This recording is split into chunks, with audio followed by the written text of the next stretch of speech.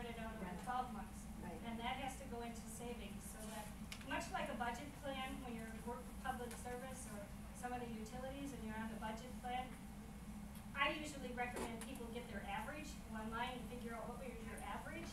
And if you can put that aside, so even if it's only $58 this month and in the winter it's $158, you need to put that 100 aside into savings so that when it goes back up to 200 in December or January, you can pull that up and do that. Any other questions? Okay. Do you have a rule or a percentage of how much a mortgage should be to what, you know, Now to your income, I guess? okay, what I'm looking at, it depends on a number of things. Belinda, are you gonna talk about that? I don't cover it a whole lot, but gosh, it really is a loaded question. There's quite a bit to it. You know, your mortgage lender is gonna approve you for no more than 43% of your gross income. You know, you have to take into consideration the debt that you have. You know, there's a lot that goes into that. That's a general. I go from 28 to 31% of your net income. So Yeah, that 43 seems like a lot.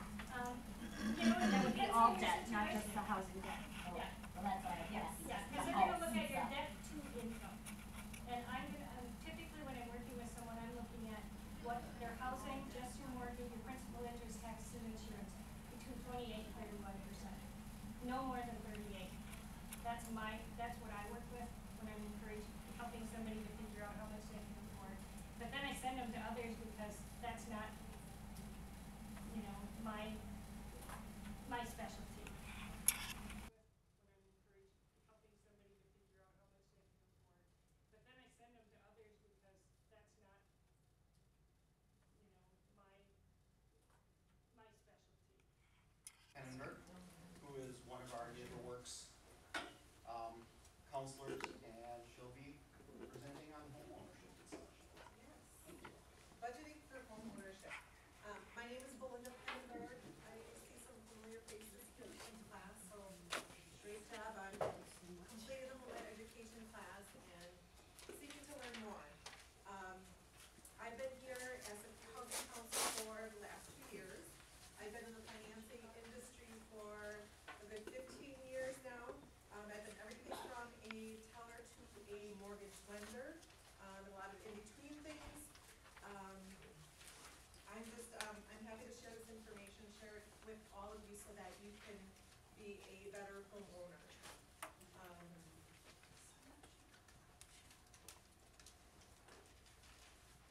And just a few truths for you here. Home ownership is a long-term investment. It is achievable no matter your credit history. This actually, homeownership requires getting familiar with your home. No need to be an expert there, just observant. Know what to include when you are budgeting for repairs. And it can also be a rewarding experience when you plan ahead. So when you are a homeowner, the biggest thing that you can do for yourself is just creating those habits, just like Eileen was mentioning. You know, there's a lot of things that you can be doing to help feel prepared, ready for home ownership in general. That's the real basics of creating new habits, know what you spend, know where your money is going. Knowing your credit status, that's another one. We mentioned this here because credit is directly linked to your budget. Here, whether you have good credit, you're going to be receiving attractive loan terms. You will be refi ready. So when you come to a point that, you know, if you're a current homeowner, and just out of curiosity, how many people here are current homeowners? Okay, wow, you have quite a bit. Okay, great. So being refi ready, you know, that can be generally 2 good reasons that I usually recommend is a good opportunity or a good time for refinancing. That's going to be if you want to lower your rate, if you have a variable rate and you want to switch to a fixed rate. those ARMs are out there, those ARM products, loan products are out there, so, you know, having good credit, being ready for, you know, when that term comes up, that's a good time to be thinking about doing a refinance. If you're looking to, cancel maybe the PMI insurance that you've been paying, if you didn't have 20% down payment when you purchase your home, you know, you probably are paying private mortgage insurance, and if you're coming to a point, you know, watch for, you know, the value of your home to see where it's at versus, the debt that you owe. If you are close to 80%, loan to value, then, you know, that's a good time that you may be thinking about refinancing. No credit. Know that credit building, credit cards and loans are out there available for you if you don't have any credit. I teach the homebuyer education class in Spanish actually, and that tends to be a pretty common problem, is just not having enough credit up there. Bay Lake Bank, Johnson Bank, Associated Bank, they all have these credit building loans and credit cards that are available out there. You know, the terms are gonna be different with each bank, with each product. But it basically is, you know, if you don't have any credit at all, they are going to give you the credit that you need, that needs to show up on your credit report. There will be like a security deposit or possibly a checking account or savings account that may need to be opened and just to have some collateral there. Whatever that amount of the security deposit or you know, that may be equivalent to the amount of the credit that they give you. Bad credit. It is something that you just need to be intentional on cleaning up. You know, no matter your credit history, if you're teachable, it's fixable. Sometimes this means being honest with the debt that you have. You know, own up to all the debt that is owed, you know, including the accounts that are not reflected on your credit report. This may be collections, it may be, you know, as a homeowner, maybe it's real estate taxes, or maybe it's private school fees, if you have children going to school, going to private school, you know, all of that not just what is reflected on your credit report, but all of those items. As a homeowner, you may come across street repairs that are being done by the city. That is something that, you know, eventually it catches up with you. So it's a matter of being honest with all the debt that is out there. And it's seeking guidance, learning strategies on how to correct the bad credit that's out there. Sometimes this means, you know, looking into knowing what your rights are as a consumer as well. Some credit resources here. If you're looking for that help in doing some cleanup, the CFPB, or Consumer Finance Protection Bureau, they are basically a regulator of rules and regulations. If you go to their website is here, their phone numbers available. They have sections online just to learn more about laws and regulations. If you're struggling to clean up your credit, if you feel like it's taking too long, you're not getting anywhere, kind of feel like you're spinning your wheels, look into that, because there's a lot of laws that are in play to protect you, the consumer. Submitting complaints, that's another option online, real easy. Go online and submit your complaint if once you know the laws and regulations, the procedures that are supposed to be followed. You know, that's another easy thing to do. It's gonna be received by, you know, someone, you know, it's kind of like a guaranteed, you know, you don't have to necessarily write a letter and mail it in, and just always, you know, the waiting time and not knowing if somebody's responded. You know, you can check your, to see where that's at, where the standing of that complaint is. Assessing risks as well. as a consumer, credit consumer, you can get information there as well that will help in, assessing what your risk is when you're applying for credit cards. It'll help you compare things, compare loans, compare products. Credit Matters, that is a local organization actually based out of Appleton. They focus on credit repair and restoration. So, you know, it all depends on your preference. If you are more of a do-it-yourself type of person, you wanna look into the rules and regulations, and do the work yourself and be really involved, and you have that willingness to do some learning, that's a good resource. If you just want it quick and done, and you're willing to pay for, you know, a cost up front, Credit Matters is a really reputable company. They actually keep up with you, you know, they keep you informed as to what the status is, what they're working on. There's a lot of different options in this area, because what they do is, you know, it's based on your personal situation. So if it's, you know, a matter of cleanup, or you're not getting the results that you want from working with a creditor, you know, they're really gonna work hard. That's all that they do.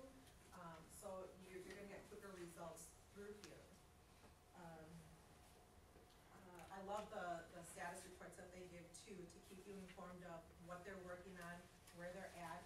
You know, if what it is, if what you want is just help me improve my credit score, and I need it to go up by, you know, 60 points or 40 points, whatever that is, you know, they're willing to work with you. They take a good look at what your goals are, and work with that. And then we also have the homebuyer education class. So how many people have attended the homebuyer education class here? Okay, that's good. Do you have any materials on that credit repair? Do you have any brochures or anything like that? I do have some cards for her, for Credit Matters. Renee Backus is the contact person for the area. She does come here quite a bit too. So typical cost to purchasing a home. You know, again, we're looking at the budgeting perspective. From a budgeting perspective, you're transitioning from being a tenant to an owner. You have your out-of-pocket expenses that you're going to be making. These right here is just an example of, there's really no way out of this. If you are intending on purchasing a home, starting from the time that you have that accepted offer to purchase, these are the expenses that you will be making. Your earnest money, $200 to $1,000.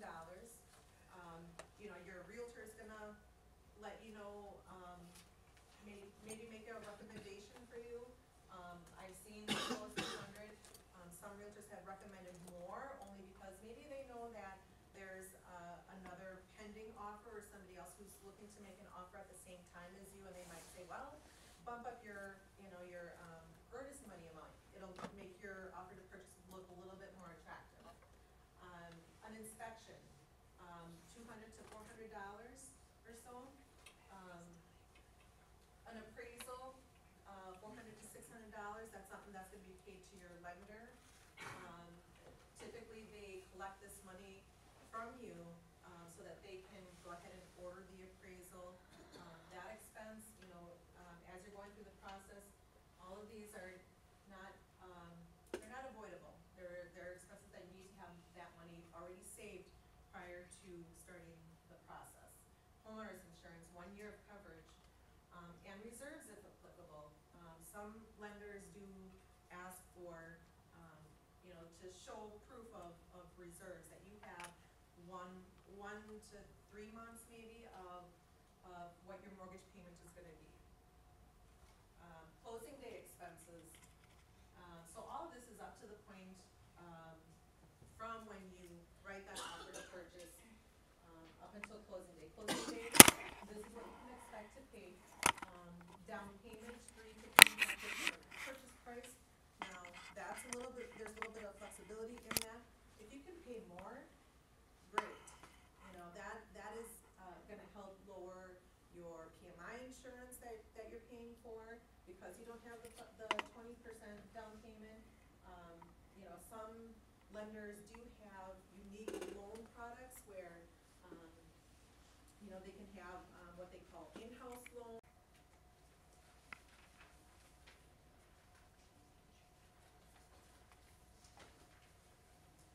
Understand the combined cost of housing and transportation. Here's another website to look into. Housing and transportation, Eileen, do you think this would be, you know, the two most expensive items on anyone's budget, really? Yeah, your car maintenance and your home, two most expensive things you're probably Yeah. gonna purchase.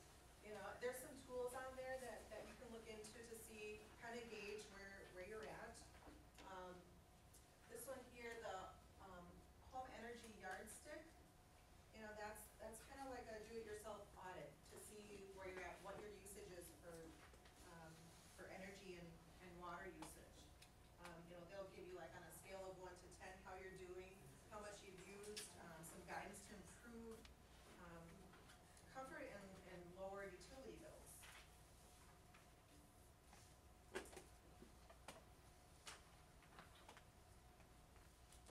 So again, from the budgeting perspective, so where do you start, working on this? How do you start working on all of this? Fisk is available. Eileen does a great job. She's been doing it for a long time. Catholic Charities is another option locally here. I know they have a more, lengthy type of course. Actually, I believe it goes for 18 months. So if you're really ready to dig in deep, and looking for long-term results, you know, dig in there. NeighborWorks, we have, we're looking to launch a financial capabilities program here shortly in the next coming months. That's gonna involve credit counseling. So taking a look at your credit report, kind of letting you know where you stand. If you haven't been in the habit of checking your credit, you know, we can help you out with that, maybe educate you a little bit in knowing how to read what's on your credit report so that this is something that you end up, you know, doing on your own, as you monitor it and see if you're ready for home ownership or maybe for that refinance opportunity, if you haven't looked at it for a while. Financial courses, we're hoping to start like a budgeting class. That'll help also, you know, kind of see what you have coming in versus what is going out. Financial coaching, this is gonna be meant for those who have certain goals, and this can be anything from, you know, saving for a car. It doesn't have to necessarily relate to home ownership. But, you know, people are at all different stages in life, and, you know, one person's goal may be very different from the next person. But definitely some options there. And also, you know, if you're looking for more on the electronic, you know, having access via the internet, these are some other sources for you too. I like Dave Ramsey and Feed the Pig too, just because they don't just focus on budgeting, but they also go beyond into investments and retirement and insurance and a lot of different areas that they can give recommendations on, and just help you stay on track money-wise. Dave Ramsey, I'm all about him actually. I went through his Financial Peace University class, and it's been quite different the last 2 years, you know, getting on that budget. He really makes it fun. If you're needing that motivation and drive a little bit, if that's lacking, and, you know, sometimes budgeting just might sound a little like work, you know, it is something that has to be done, so might as well have fun with it. Dave Ramsey is really good at that, and keeping you entertained, and he has quite the sense of humor. I do like his budgeting forms. There's gonna be a lot of variations in budgeting forms. You know, the CFPB also has a electronic budgeting form. With Dave Ramsey's budget forms, he has different versions available too, where, you know, your very first budgeting form keeps it very simple. It can go into something that's a little bit more detailed, and even a budgeting form for those who have irregular income coming in.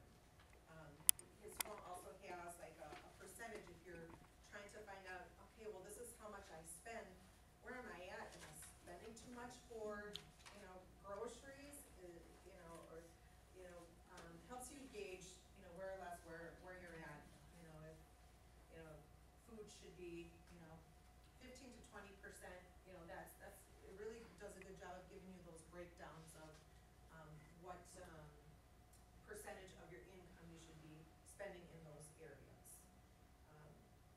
He stresses the zero-based budgeting as well.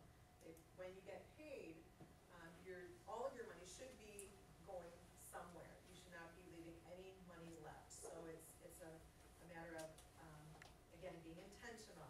Know where your money is going. You are deciding before you get that paycheck, place it somewhere. It has to go somewhere. Before you get that paycheck, it's so much easier to work in that sense. Spend it before you get it.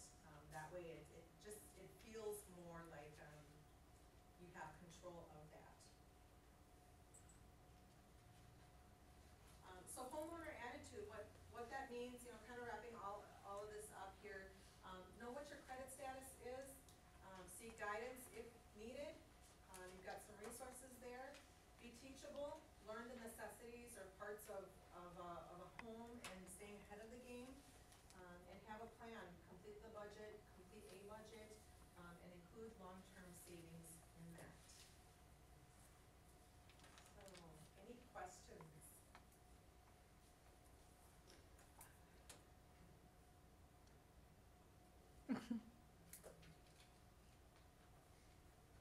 One of the items on the evaluation that we'll be passing on shortly is asking you for ideas for future topics. So if there are topics, say, related to home repair, if you would please put those on there, because one of the ways to really save money as a homeowner is to do it yourself, as Melinda had mentioned. So, if you have thoughts of those things that would be helpful for you to know, to learn how to do, please let us know that.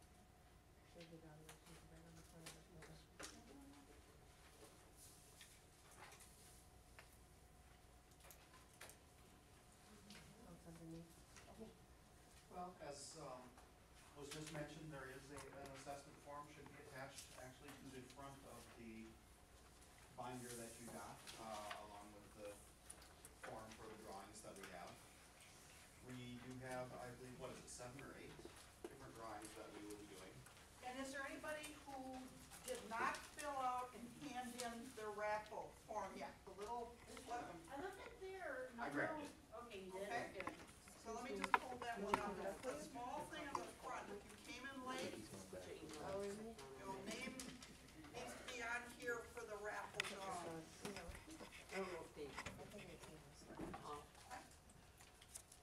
If they want the PowerPoint. This is the power.